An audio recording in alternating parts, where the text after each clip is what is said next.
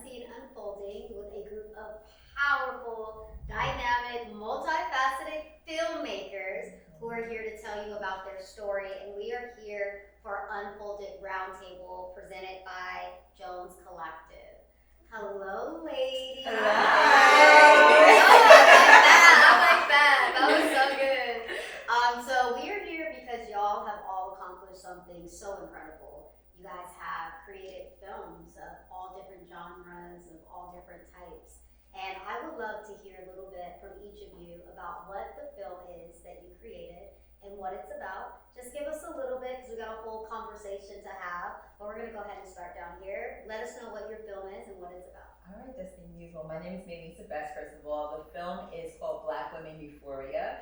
And in a nutshell, it is about reclaiming rest, reclaiming joy, reclaiming us through the lens of Black women. This is an important conversation that we're having and reintroducing ourselves to our euphoric state. So that's what my film's about. Yes, to more rest. Well, my name is Tracey, Belizaire, and I'm the director of The Third Goodbye. It's a rom-com following a virgin in her prime who ends a situationship in her pursuit of leaving her carnival star. So it's very relatable, very grounded, very witty. You know, it's a good one. I'm very proud of it. Yes, okay, situationship. Definitely want to listen to that one. And you? My name is Maryna, Bogdan. I wrote and directed the film Thank You. It's a drama short film about a Ukrainian immigrant who was trying to evacuate her family remotely while having an uncomfortable conversation with her American colleagues. Political. Yeah, I would love political, especially at this time. Yeah.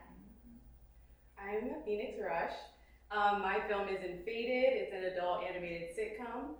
And it's about two aliens who make an unlikely friend. I was interested in what it would be like for aliens to take a look at the human race and poke a little bit of fun at it. Yes, sci-fi. I Yes. love that. Black women in sci-fi. Absolutely.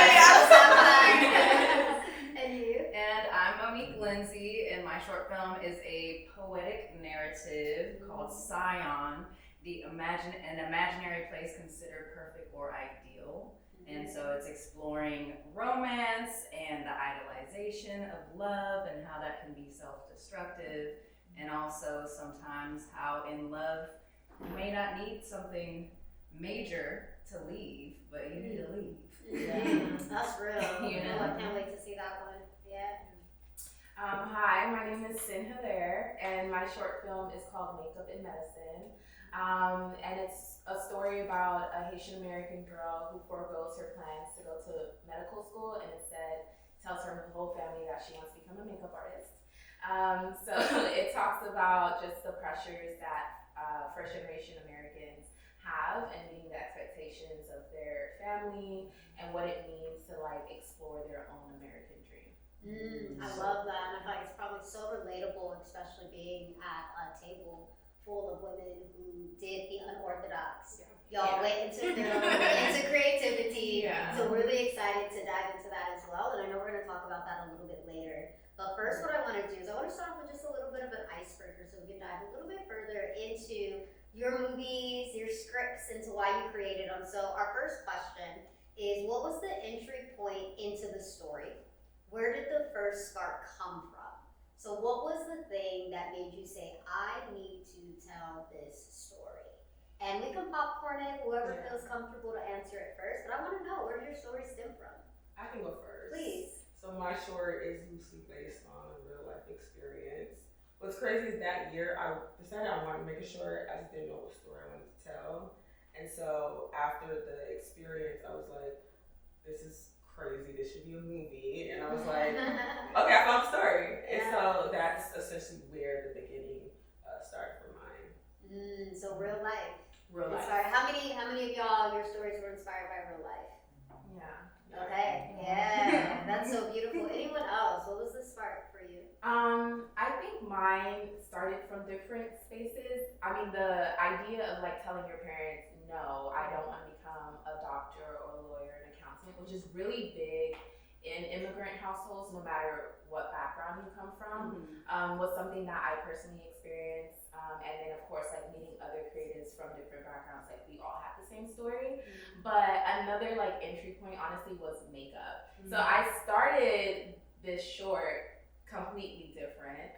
Like I had just like written a whole feature thing. It was like a mess.com. But as like I combed it out a bit more and like reworked it, like I got to the crux of what I was trying to like say and what I was trying to like portray. So like both from those entry points of like makeup and just wanting to show how like enamored I am by like that art and how beautiful I think it is, and like also the idea of stepping away from the family dynamics that comes with like immigrants. I love that, and it sounds like you were able to take two very like different concepts that I haven't really seen paired in that type of way, something so deep as far as like navigating family dynamics and then the artistry of makeup, and so I feel like that's going to be just such a beautiful watch. Yeah. Yeah. I'll share. I love.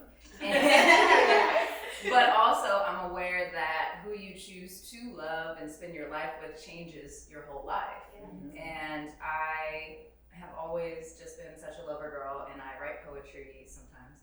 And I had notes in my phone of poetry that I've written over years about different people I maybe dated for a day, or people that I actually dated for a long time. And it's like, I should make a story out of these lines that I have written down, and that's how SION happens. Wow, what a beautiful approach to writing, to be able to take poetry and then weave it into a film.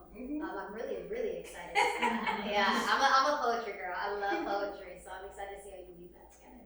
So I wrote the script in 2020. It was a minute ago. And that year was just so chaotic, like socially, politically. Social media was really hard on me.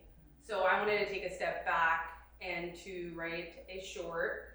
But I wanted to kind of like reflect on the mess that I was seeing. And I feel like at that point in my life, it was a pivotal moment of like, I guess just seeing a lot of truths as an adult. Like really, I feel like a lot of things were revealed to me, and I wanted to just take a look at that and kind of see where I saw all of the mess. And there are, you know, I am poking fun at some people like very specifically. And yeah, it was an outlet for me also, to just get, you know, some of my thoughts out during that time, so. Yeah, art as medicine. Yes. It's like that is such a powerful tool, is when we can use our art to not only heal ourselves, but to create something that we can share with others and also spark that healing in those conversations. Right. Yeah. And then I can share about my film. So I wrote Thank You. It's totally based on a real life conversation that I had with 3 American women at my work lunch at my day job. And I came home and I was very in it, you know, when the war started. I think it was like 2 months in, and my family was stuck in the Russian occupied city, so I didn't know how to take them out of there. And at the same time, you know, my life was kind of normal. I had to go to work, you know, I had to make a short film, so nothing kind of changed, but also everything changed. So after I had that lunch, I came home and I wrote that screenplay in about an hour. And I was like, okay, I have to make it. And, you know, I didn't know how and when, but I did end up making that film after a year, I think, since that happened. So. yeah, wow, that's such a powerful point that you mentioned. Like, so often things around us are shape-shifting and changing, but we still decide to create. We still decide to push forward. And so with that leads to our next question, as far as funding. So I know a lot of y'all self-funded your own, multifaceted, played many different roles. You wore any hat that needed to be worn to make it happen, while also still balancing the real life of living and being human and navigating LA. And so what was it like to find the balance between survival and creativity while working on producing a film? I don't think there is a balance. Yeah. Not found. It's not found. Balance isn't in the room. Okay, so how do you navigate it? I'm not gonna get that PC Yeah. It was hard. Yeah. I mean, we live in LA. LA is an expensive city, right? So a lot of us have various day jobs. Some, like I was in corporate.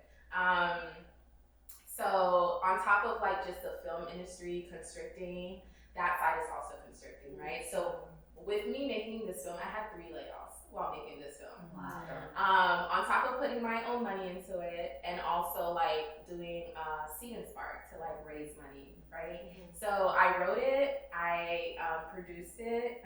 I need to say I was the marketer on here as well, because I made all the assets. Me and my producing partner, we made all the assets, thought about the colors, the typography and things like that. And then like I was also the accountant handling all of this, while my personal finances was completely shifted underneath me, not by my control. Right. So there's like it's very hard to find balance, because oftentimes like things that are outside of my control, like having a steady job, even though I went into a steady career, which was like a corporate career to sustain myself, is like moving underneath me, right? But I'm still like pushing forward and trying to like make my film happen. So yeah, no balance. Yeah, kudos to you. Yeah, I'm sure we can all resonate with the challenges of pursuing and persevering and choosing ourselves and choosing our dreams, with the reality of just like shit hitting the fan sometimes. Yeah, so I'm curious what everyone else experienced during the time of their self-funded journey. I have to piggyback on what Cyn was saying. There was a lot, I feel like over the past year, there was a lot of shifts that I was going through, transitions from leaving a corporate job that was disrespecting me, which is the fire starter of my next thing. I was not that it's a process, it's a compliment, right? But in the meanwhile, you know, a lot of this project and a few other projects that I have been doing was self-funded. I was a lot of those things, executive producer, director, this, that, and third. And it was, I feel like the balance, if we're going to use that word, is that you have this passion and a vision, something in your bones that just has to be made. It's kind of like what Maryna was saying, you know, it's something that you just know you're going to sit down and do it no matter what. And obstacles are going to come. You know, there were lots of times when there's actually an Instagram story where I had made, and I was like, you ever just sit down and start crying and then realize you literally don't even have the time to cry, like, you know, and that's, you know, but you have those moments where you're not sure, you feel unprepared, you're dealing with things that are coming at you, but who you're being in the process is the most important thing, and I've learned that time and time again. And so I think that is really what pushes you through to the other side to get whatever it is that you're here for on this earth to produce, you know. So that's kind of like my North Star. That's beautiful, and I can't wait to hear more about your film, because I know you're really pushing the boundaries on rest and reclaiming yourself, reclaiming your joy, reclaiming your time. So I'm excited to hear how that also weaves into the resilience that both of you have already mentioned that it takes to persevere through creating any type of thing, but specifically film, because that's what we're here for. Absolutely. And you know, Dustin, I would just say that I did take some time to cry as well. Thank I you. don't have the time, but I'm gonna make the time. Schedule the cry. Literally. Yes. Anyone else want to talk on that? I'll say I'm an actor first, and I've done a lot of films as an actor that I've never seen. Yeah. Many years of that. And so when I walked into, okay, I'm gonna make this thing, I was like, no matter all the challenges, and there were many, this is going to get done. And it did. And that was kind of like, okay.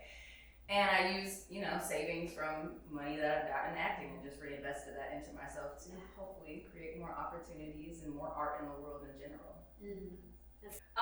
Yeah, I mean, everyone's talking about obstacles because they are real. Like, whether it's, you know, a budget thing, whether it's, you know, when you are writer, director, executive producer, as I was, you are literally lifting the legs on every single department. And because you have that much responsibility, you are able to fully immerse yourself into these different departments, whether you like it or not. But it makes you more well-rounded. Like, I hate to be like, it makes you better, but it does. It does make you better. But I have to say that something that really gets you through it is having creative leadership that is outside of yourself. People that you can trust to pull through for you is really important. And I'm not saying, you know, I feel like specifically like my storyboard artist, storyboarding and animation, it is every shot has to be its final cut, like in a sense, you know what I mean? Because, you know, in live action, you're able to, okay, let's retake this shot. Animation, this is it, right here. This shot right here. And you have a couple other ones you can do, but based on budget, you have to be sure of yourself. And I feel like I had a storyboard artist, shout out Kobe Saunders, who I met in college and who started this whole project with me from the time we graduated in 2020. And in LA is when I started the production, but he was there the whole way through, you know what I mean? Someone I can rely on, someone who I knew was really putting a lot of work into it as well, and also was able to build on the vision too. And it's, when you have someone you can trust on your team, it's nice to be able to like feel that relief, because it's a lot on you, you know, and it's just for someone that you like, you know, they got it. That is just a load off of you. So I just wanted to say that, because that leadership is really important. Yeah, shout out to having a team. Shout out to having people that we can rely on. Shout out to those that did encourage us, you know, like it is challenging and there are a lot of heaviness and a lot of things that we have to carry, but like community is one of the biggest assets that we can have. And so when we do have people, even if it's just one person that we know that we can lean on, as we push through all of these obstacles, like it really does just set such a solid foundation for us to be able to push all the way through and create the beautiful things that we get to create. Also wanted to create space for you as well.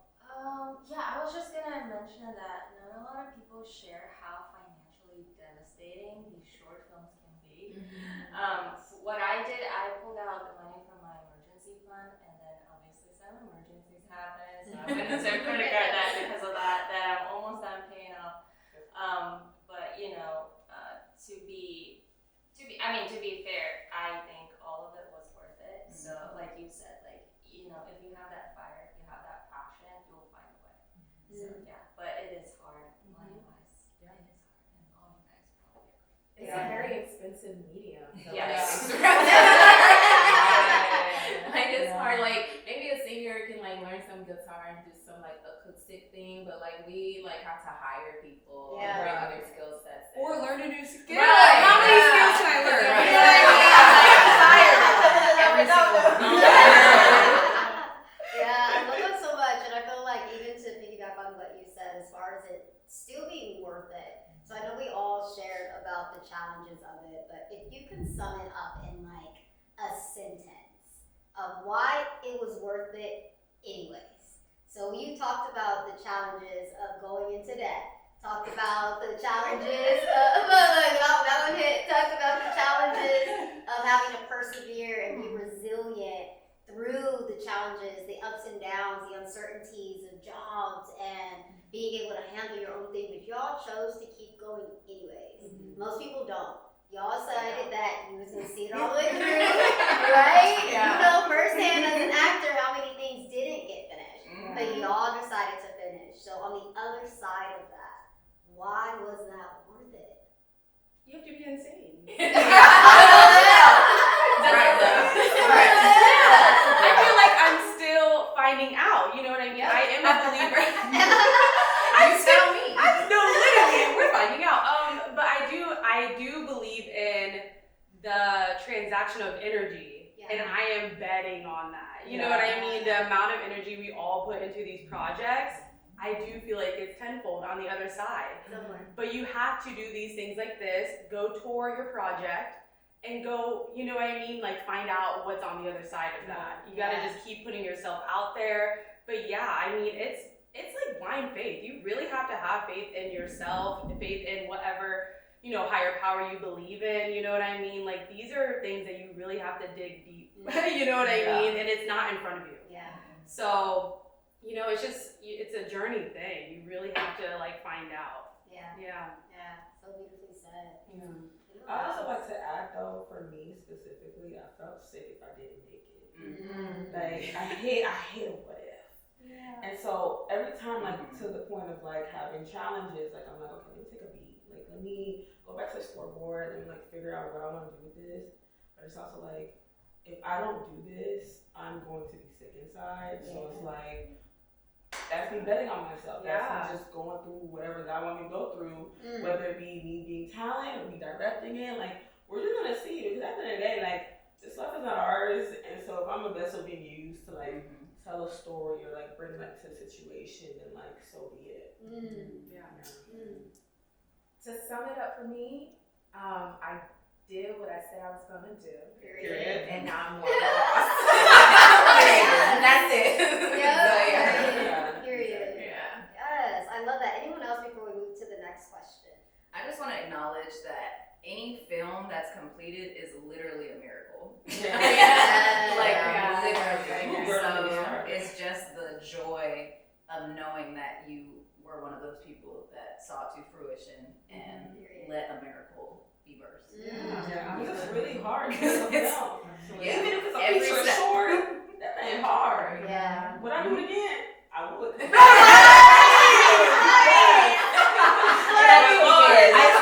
was telling my friend, I was like, you know, if somebody told me how much work was gonna go into this, I'm like, would I have done it? No, that's true.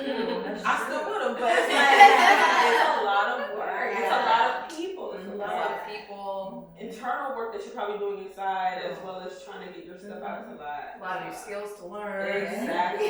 People management. But you don't, you come out better on the other side for sure. I agree. Yeah. For me, I would say that it's like layered actually. At the time when I reached out to the collaborators with for this project was two other women who I love dearly, and at the time they were in a kind of a creative slump. I kind of was in that moment, but this wasn't a vessel that got us to be more energized about our crafts, right, and remembering our gifts and what we bring to the world. So that was one thing. And the second thing I would say is that you know, the film is the film, and it was actually an experience. It was a 3-part experience for one night that they viewed. And so it was a photo gallery, a film screening, and then a wellness session that was led by someone who talked about, you know, what was the best possible scenario for Black women and envisioning themselves in that. And so the feedback that we got after, or we received afterwards, you know, it's like, oh my gosh, this can't be the last event. Please, this was a miracle. That, you know, there were tears in the room, all of that. So there was that experience of us as a creator or as creators that, you know, we're reigniting our gifts and our passion for the thing, but then also the feedback loop, right? As an artist, when you put out what you put out into the world, you also want to kind of receive or figure out how are people receiving what you put out. And so to know that it was spot on for how we wanted that was also like, to look back, we're like, man, that's a beautiful thing, you know, kind of what you were saying about that energy exchange. That's part of it too, and that's a spiritual gift as well. So, wow, so beautiful. Y'all are just like so well articulated. Writers in the room.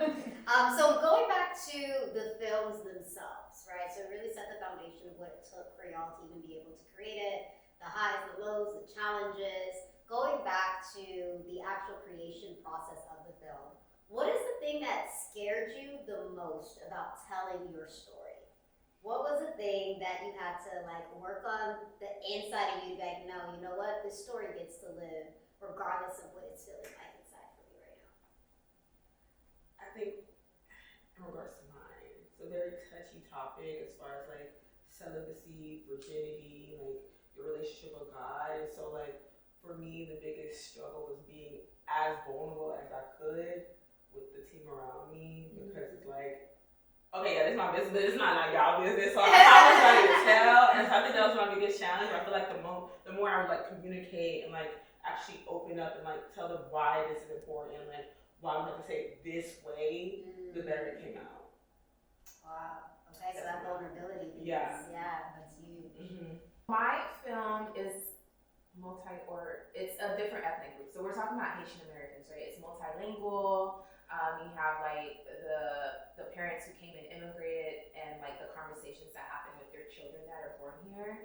And just to like be honest, like identity has been something very not super comfortable for me, because growing up, there was a lot of like anti-Haitianism, and like it's kind of died down, but like now it's like resurging, right, with everything that's happening. So I think like I say that I'm Haitian all the time. I speak the language. I don't have a problem living in both my identities. Like I'm a Black girl from Fort Lauderdale, and my folks are Haitian. Like that's what it is. But like during this space between like the time that we did film the film and like everything that has happened up until now, like I feel a little nervous about putting it out there, but also like putting like a sign on top of my head, like you know. And although like I mean, quite just to be blunt, like okay, I'm American born, like you think you're comfortable, like you're fine, but like what does it mean necessarily for the community? Like if I just put a spotlight on us or a spotlight on me and like my folks who might be naturalized citizens, I don't know, it's just like a really weird time, and it makes me a little scared. To like put it out and just, even though if it's just a short, it's not like I'm like doing a world tour or anything like that. So yeah, that's me about it. World tour yet. Right. Anybody else? I guess for me it was a similar challenge to you because, you know, it's obviously a story about Ukraine war and the topic of it is so big and you cannot possibly cover all of the aspects of the war, you know, and I felt like, oh, like, do I even have the right to tell any type of story? Because I'm not on the front line, you know, I've never been in combat. Like I did have some experience like being in the war zone, but not like I was never fighting. So this is why I purposely chose to tell this like very small story, very like small scale, very personal to me, and I don't intend to cover war as a whole, you know, for every single person who experienced it, but just like that small personal experience. And also I think the challenge for me was to just like rereading that script, you know, the callbacks, you know, just kind of like be in that moment and like re-experiencing it all over and over again. So you know, you read the script all the time, you like break it down with the production designer, you break it down with the DP, you like storyboarding it. And for me, I had to like distance myself in a way from that to not get like too upset. But yeah, you know, I had my moments definitely with that. Yeah, that makes a lot of sense, and I'm so like proud of y'all and inspired by y'all that are choosing to tell the hard stories, that are choosing to go into the dark and go into the territories that do kind of make you be like, ooh, can I say it because it needs to be said? And so kudos to y'all for pushing through those fears and deciding to tell a story anyway. Were there any scenes in any of y'all's films that you were so close to cutting, you either had to fight for it because everybody else wanted you to cut it, or you were fighting with yourself internally, going back and forth on whether or not you should cut the scene, but ultimately you decided to keep it? And if so, what was that scene and why did you decide to keep it? I'll jump in, but unfortunately I'm gonna have to go the other way. Okay. My answer's gonna go the other way. Because I had so much control over the project, I had, in general, a control issue. Let's just start there. Yup. Okay, so That's so honest. admitting is the first step. I'd say that actually I freed myself by getting rid of something that didn't work.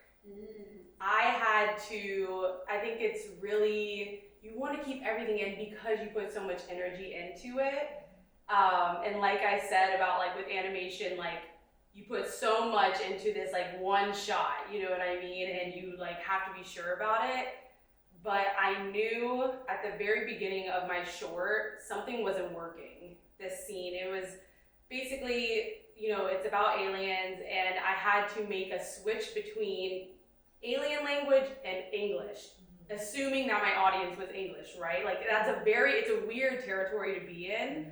And I had to completely cut that whole part out because I had her like, you know, changing her whole language on here, and I just started with her speaking English instead of doing the whole like translation because it didn't really matter. You know, it wasn't that important, and I could see that it wasn't working. And I finally, towards the end, had to let it go. And because I was the editor also on this project, that was the side of me that had to come back. My other, you know what I mean, the other side.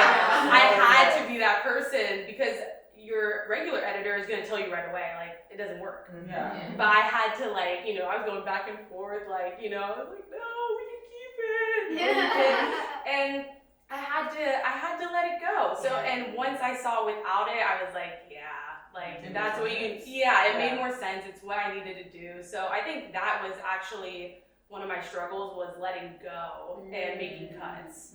Yeah. Wow, I love that. I like the idea of letting go in general. And that's why I feel like someone mentioned it earlier, I believe it was you, about how making films is also the internal work. Like it's the self work that also has to take place so that you can make it all the way through. So kudos to you for letting go. You know, Thank you.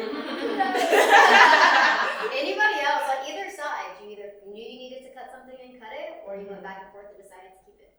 For me, this is my first project, so I was very open to collaborating with editors and my DP and everyone when it comes to like shots and how I wanted to go. But this one specific shot, I wasn't gonna change my mind because essentially, like, there's a scene in the beginning where there's she leaves the room and like there's a high angle shot. They were like, it's not gonna work, but for me, it represented God's eye. Like, it's like he's watching everything you do. Like, this is the most crucial part. Even if like the audience doesn't get it, I get it because I know what I wanted to see. And so, like, shout out to my editor, Daniel, love you so much. I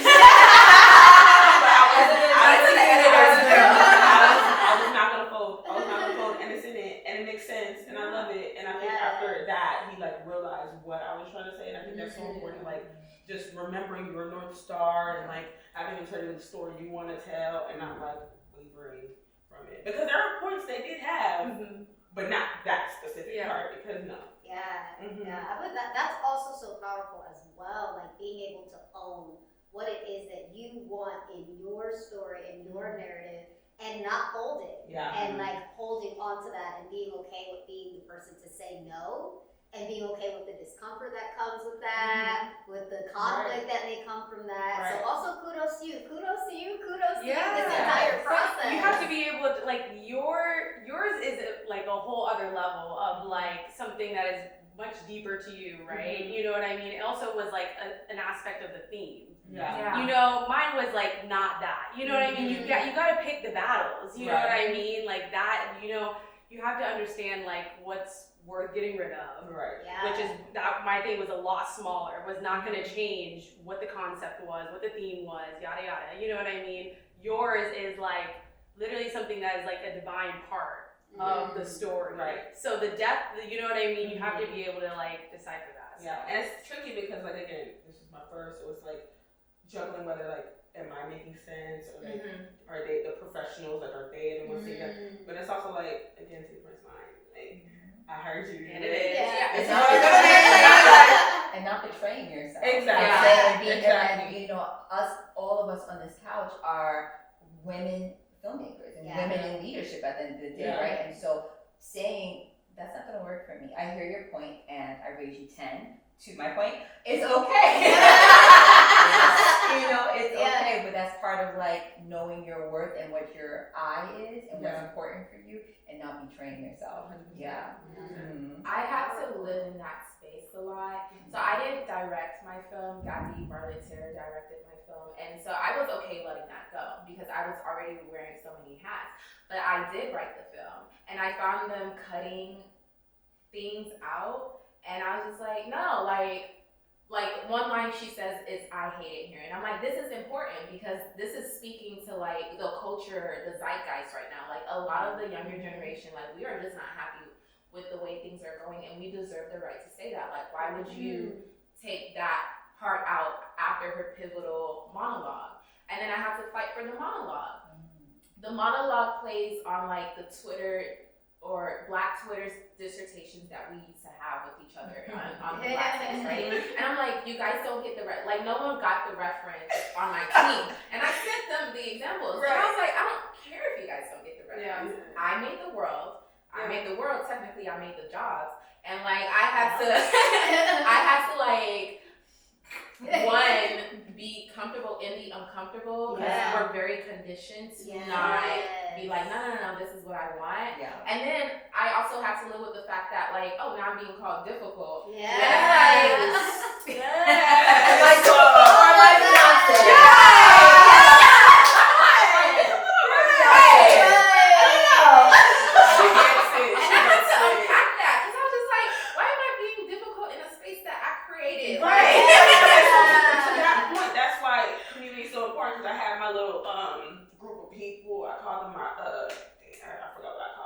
But I hit up these specific people when I thought I was tripping. I'm like, am I tripping?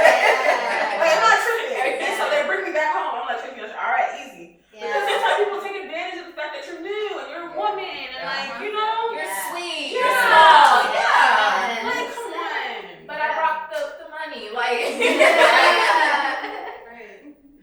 That's so I called my counsel. Yes. Shout out to the council. That's so powerful. I would throw in that not cutting something, but I'll say something that happened on set.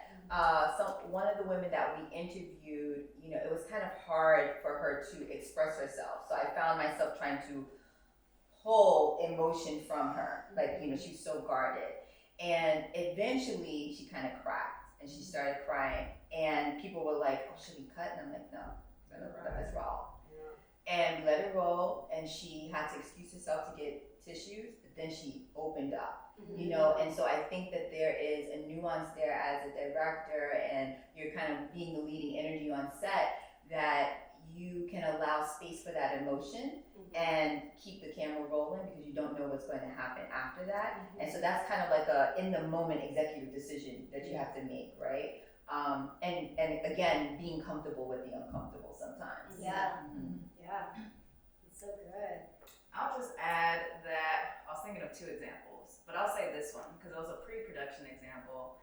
We had gotten this space for an art gallery for one of the opening scenes in the film, and you know, the folks I was working with went to scout it and told me that they decided that we're filming in the back room of the art gallery that had like a low ceiling and all this stuff, but the art gallery was like expansive and high ceilings and beautiful and had art on the wall because my friend had an art gallery that she was allowing us to use.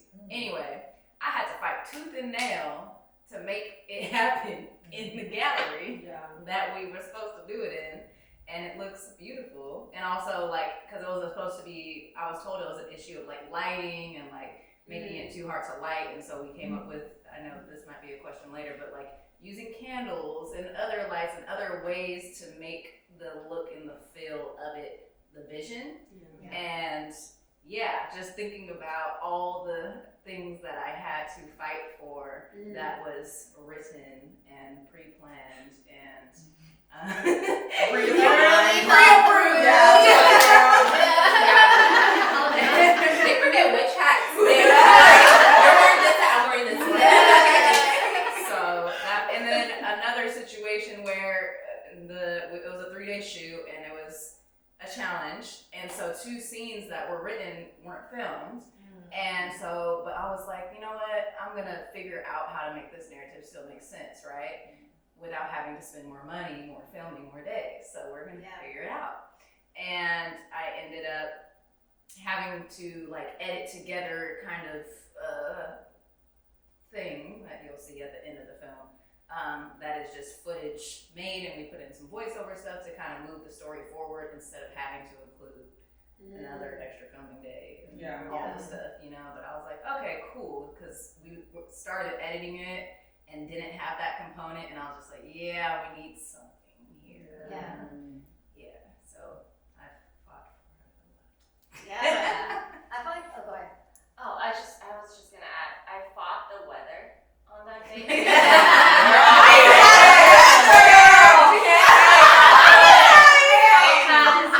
It was the only day of the hurricane in LA. It was one day of the hurricane in 2023 summer, and the hurricane hasn't happened in California since the 1920s. And the hurricane had to happen on the day of my shoot. Wow. So it was forecasted, right? It was forecasted. So obviously there was all this fear mongering in the media, right? And the people And then I came up with a plan B and a plan C, and I was like, okay, guys, let's do it. Let's like hope for the best. And then we woke up in the morning, and obviously it started raining. I don't know what's gonna happen. You know what I mean? And so we got to set, and it started raining harder. And then the producer, my co-producer, got to set. I was like, I hate to break it to you, but I think we need to cancel. And me and my DP, we were already there. The DP was like, no, but they're already setting everything up. Like, we can't cancel. We need to go forward. Like, everybody's already here. Yeah. So we talked to the producer. Well, you know, I mean, I executive produce it. My co-producer. We talked to him, and we said, you know what? I think we need to go on because it looks great. Like, it adds the production value. Yeah. So we went on with it, and the rain slowed down, and the hurricane was not as crazy as it was gonna be, as they predicted it. And yeah, so and another thing I remember fighting for the dress for one of my character. My DP and my production designer were not okay with the dress because it was too colorful. And they said, you know what, I think you're just making this character too colorful, and people are gonna pay attention to her instead of the protagonist, and they're gonna think that she's the protagonist. And I said, no, we are doing this dress, and I don't care what you guys think. Okay, we love the dress. The actress loves the dress. This is the only dress we see her in, and we already made the decision. And I'm sorry. Yeah, so we tried a couple of different dresses the day off, and we collectively agreed that it doesn't work. So yeah, I had to find the dress.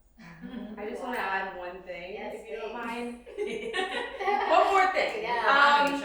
No, literally, like coming back, you know.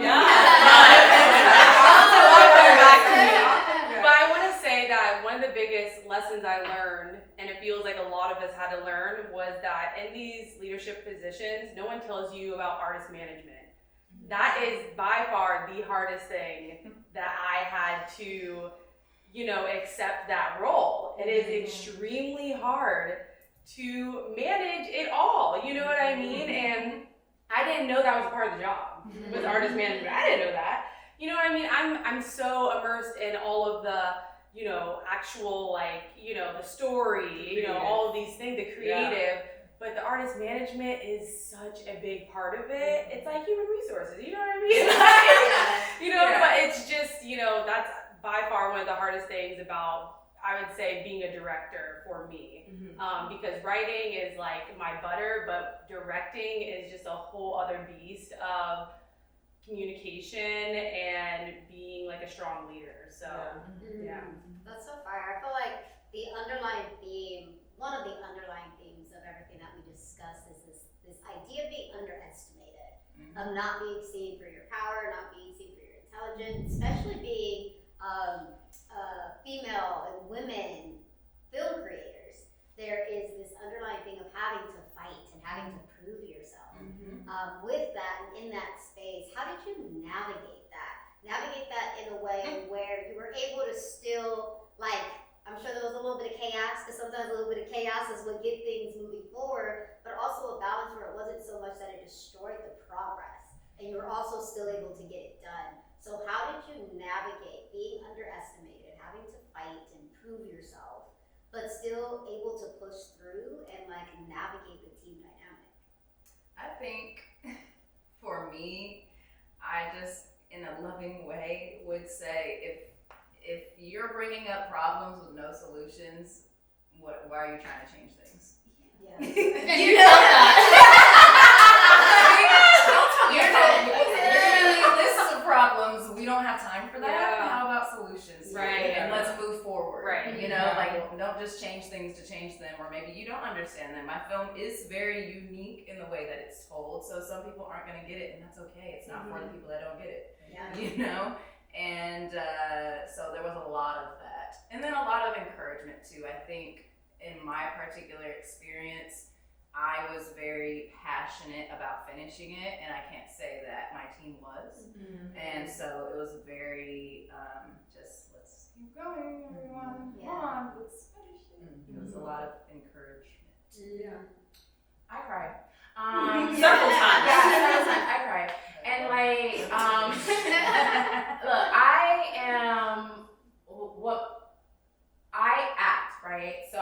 very in tune with my, like, I get there, okay? So I'm not afraid to cry. I'm very in touch with my emotions. I can label every emotion that I'm experiencing. I can tell you what you're doing to me and how it's making me feel. And like, it's a form of release, right? Communication. It's a form of communication. That's why you're hurting my feelings. Yeah. And then after I cried and after I released that stress, then, after I talk to somebody, then I can like make a decision. Yeah. But I'm gonna cry. I'm gonna cry. Yeah. Valid. Yeah. Sometimes you have to call your mom Mm-hmm. and just a vent. Yeah. You know what I mean? Like sometimes you have to know, like, okay, I cannot put this energy on the rest of the team, even though like someone may be bugging you. You have to have an outlet. Like you have to have an outlet from the outlet. You know what I mean? Like you have to have some way that you can like get it out and like be honest. You know what I mean? And then like come back and be like, okay, maybe I can come like from a more grounded place because I was able to like get it out. You know? Yeah, that's so valid. I feel like also being in that space, like having to be comfortable with being raw and honest about what you're actually experiencing in the real time so that you can release it. So that you can't just have your outlet and be able to just go off on what's happening in my situation, on the person. Right? So that you can come back more grounded without having to suppress yourself in the process, and then you're angry and you're resentful, then you don't even really want to do the project anymore, but being able to have somebody to be the counsel, be the soundboard, for you to just be you need raw. that. You gotta be your best self to do the project. Exactly. And then to piggyback on what you said, on set, everyone was like, that was the best day ever. Yeah. No one knew. No, right. We had 2 days on set, and I was like, Cynthia, like, this is like one of the best sets I've been on. Like, oh my gosh, the energy, we're so excited. And then, the night before, I was balling on the platform, like, you won't believe what just happened. Right.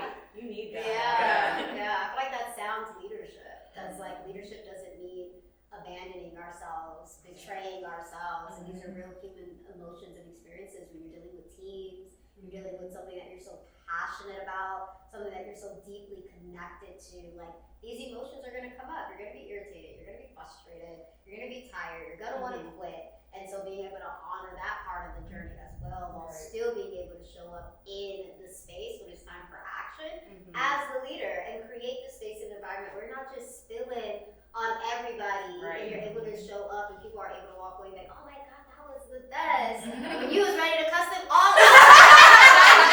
You don't know what it takes to be a leader. I love that. Anybody else? Okay, well, on the point of underestimating yourself, sometimes, I would say sometimes you are the one that's underestimating yourself by your own self-talk, right?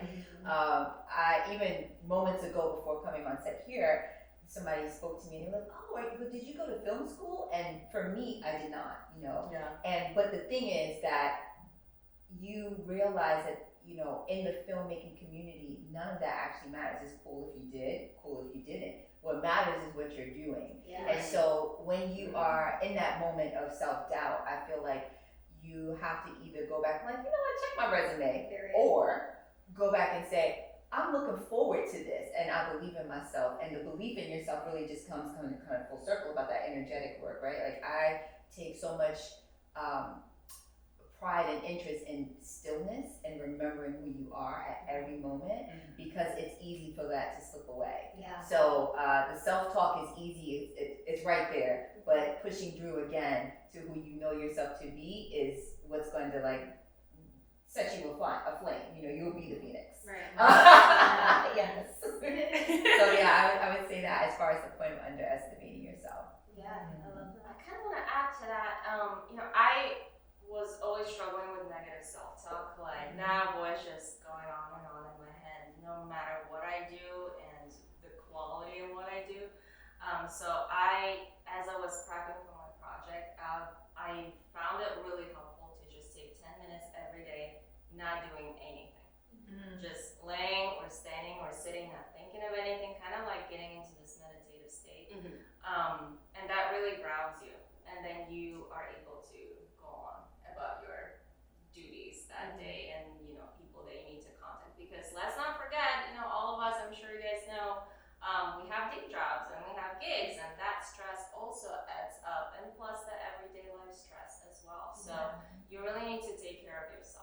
especially during pre-production. That's The so whole good. production girl. Right? Oh my God. Route to distribution. Yeah. Let's get that Until that film is on YouTube, you cannot take her, you cannot post.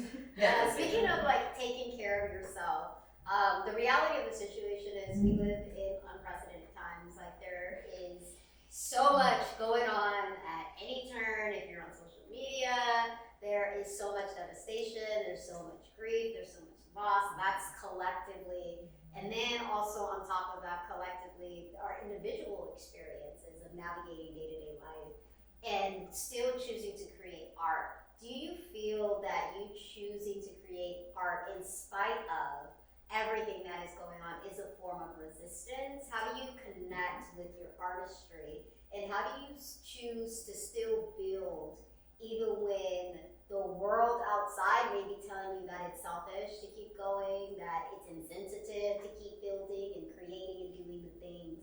How do you connect with your artistry as a form of resistance in these times that we're currently experiencing?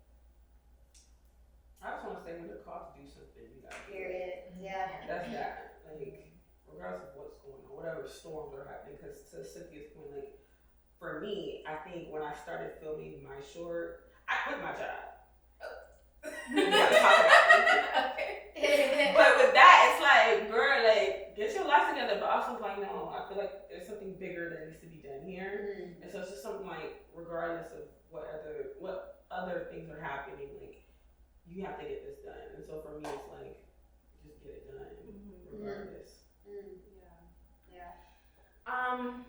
Okay, I mean, first and foremost, we're women here, but then, you know, I'm also Black, and there's a thing about Black people taking control of their narratives in the form of TV and movies, because historically, we weren't able to portray ourselves, right? Someone was telling that story for us, and they told it very stereotypically and like through a certain lens, and like that still happens. And I think like I write because I want Black stories told from a first person's lens, and that is resisting the system that exists. And then if I'm gonna decide to dive into my heritage and talk about like Haitian Americans or Haitians in general, like I would rather it be from someone with that background, right? Because it'll be from the first person. We won't like go into stereotyping like a weird way. We'll do the real research to tell the truth, and that's resisting the establishment and like what they've said. So I just want to say we are created to create, and I feel like no matter what's going on, art historically has always changed things politically and culture. So by people putting out art, it's definitely like radical and revolutionary. And also with everything going on, they want us to be scared, or they want us to be stagnant and not contribute to the world with the gifts that God gave us. So it's like, what more can you do but be who you're called to be and create in whatever medium, whatever that means.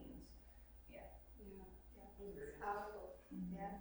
I don't look at it as resistance of any kind. I look at it as an opportunity to raise the consciousness and the vibration of the earth. Like, you know what I mean? Like, honestly, I feel like, first of all, I've always wanted to, a few years ago, I started my like therapeutic journey, and one of like my main goals was I want to be the eye of the storm, the calmest place to be. So no matter kind of what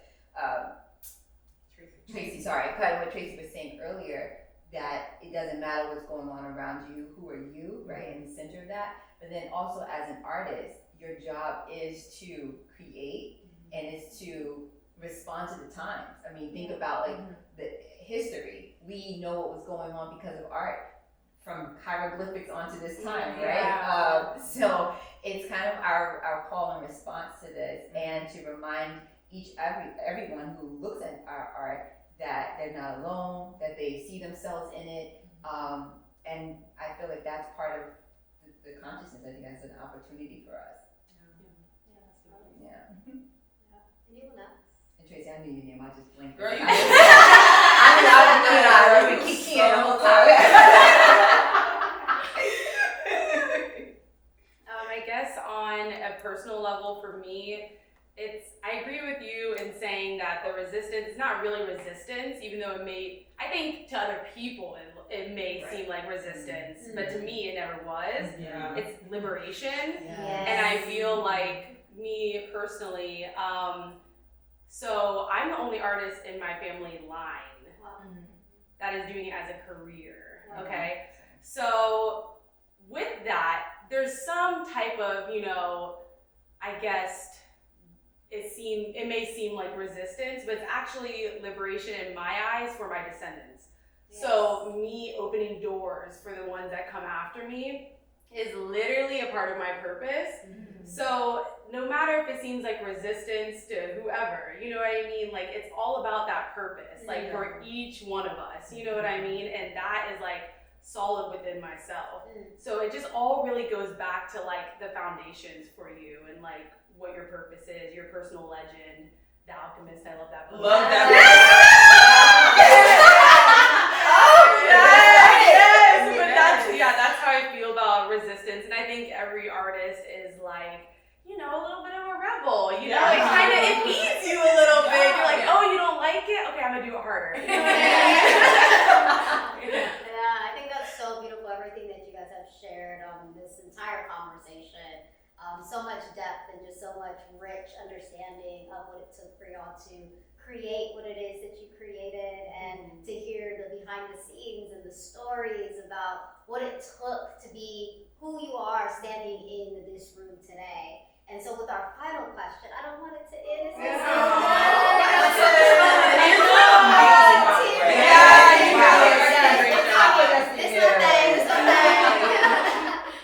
The last question that I have for y'all in this moment is, how do you define success for yourself today? How do you resonate with what it means to be successful? And how might it look different than how you defined it before in the past? For me, I think it's just showing up. We live in a world, social media is like, that sets the bar. That's not realistic for me, at least. And so for me to know, like, okay, this is my goal. Every day I'm showing up to reach that goal of success. Period. And I feel like I've been doing that, and I'm getting better every day. So it's only up from here. Yes. I agree with what Tracey said. Showing up is really important, but also keep the consistency going in your works. Keep creating. You don't want to be the person who made a short film like once in their life and they stopped. You still want to show up, keep it going, keep it consistent, keep the flow. Expand your network. So that is the true success. Success is not the destination; it's the process. That's it. Yeah, so good. I don't think I have like a definite answer for that because I'm still in the space of redefining it for me right now. Because as actors, like they are looking at those numbers, right? And like my numbers on social media doesn't make me feel like a big dog, right? Just being honest. But then I have to like kind of hype myself up sometimes in the mirror and just be like, hold on, bitch. Like, this is my second short, okay? Yes. Maybe they're like, 5 years apart, but it's my second short. I wrote a book. I produced something. Like, you really are like that girl. Like, and then this is not like my all of my identity either. Yeah. Like, there's other things about you that are interesting, like places you've gone, the things you like to collect, like, and slowing down in that, right? Because we're so, especially with the numbers game of social media and like how it is right now, we're so like about the destination, what's next. And like, I think I am trying to redefine it because I am in that muddy space of just being like, this is it right now. Like, you made this film, like how can you make this big for you? This is the second biggest thing you've done in your life. What's the moment for you right now? Now. So like, that's how I'm trying to navigate that. I'll say for me, this is success. But seriously, like the present moment, right? Something I've unlearned is a results-based success of like needing to accomplish something to feel good about myself, and just allowing myself to be present with true joy, allowing myself to have peace in the process, like you were saying, and being okay with that. And because also I don't want to be a person, which I feel like most people become, of constantly chasing the next thing for their entire life and never being satisfied. And we all see it, and I have conversations with people that have it all and are still unsatisfied, and I want to start now being satisfied in the present and in the process and in the day-to-day. Yeah, for sure. Yeah, so that's success. I like that. I am an ambitious woman, and I have big visions, and so similar to what these ladies were saying, I have to temper. I've learned to temper what that is. It's not always about the accolades and the awards, and those are nice; they come with it. But remembering my why, and then riding the wave of yes. I feel like that's success, right? Ignoring the no's, riding the wave of yes, and seeing what's possible and what, uncovers from that. So I think that that's been my definition of success as of right now, and I'm still kind of like this internal conflict sometimes because who I am is like, let's go get the awards, let's go get this, let's do that, but I have to temper that, and I'm learning to do that, and I'm proud of myself. I love that. I feel like some of you have said, like redefining what that success is for you. I am taking my power back by force. So taking my power back is a big part of success for me. I think that when you are in the industry, it's really easy to lend out your power and not even realize that some of it is gone and you have to call it back to yourself. And I feel like sometimes you have to zoom out of the industry, and I've always been able to lean on like my innovation and like your superpowers. Like sometimes you really have to look at the things you're naturally good at that may be outside of this goal that you're like trying to hammer down on. And so for me, I'm in this journey right now where I am interested in streaming, and I'm streaming on Twitch. And I am very interested in making my own show and what that looks like. So for me, just doing a little bit more research and finding out that there may be a way to be successful without the big heads that don't value me. I want to lean on my own power. So I am looking at what that is right now. I'm redefining that, and that is like very interesting to me because it's maybe my Aquarius moon, but I feel like going against the conventional like foundations, I feel like it's actually going to be the thing that saves me. For sure. So that's kind of like that realm of success without those people. That's what I'm looking at right now, and it's possible for everyone. Wow, such beautiful answers from everyone. Thank y'all for being here at Unfolded Roundtable. Thank you for having me, for sharing your stories. Thank you. And y'all heard it yourself here at Unfolded Roundtable from 6 powerful women who have decided to go after it, who have decided to chase their dreams, to chase their passions, and to create some phenomenal films. So we will be all together on August 7th, showcasing our films here at the Gathering Spot, and we want to see you there because the conversation is just getting started. And once you see what they have created, you've heard the behind the scenes, you've heard the stories of how they created it. But once you see what they have created, I know that it's going to resonate even deeper for you. So join us on August 7th for Unseen Unfolded.